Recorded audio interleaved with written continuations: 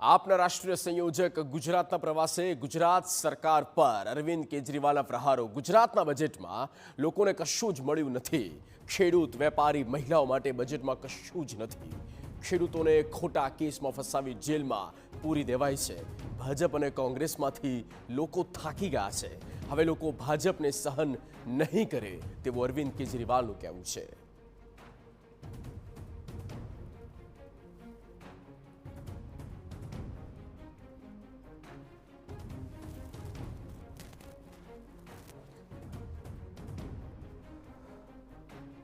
लोगों का तिरस्कार और अपमान करना, गुजरात के लोगों की अस्मिता का अपमान करना शुरू किया है।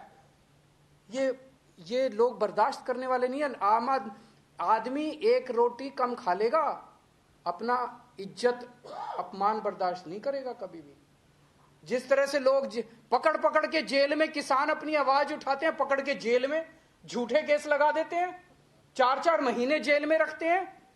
भेड़ बकरियां समझने लगे, इंसान को इंसान नहीं समझते, गुजरात के लोगों को इंसान नहीं समझते। ये लोग पकड़ पकड़ के जेल में डाल देते हैं।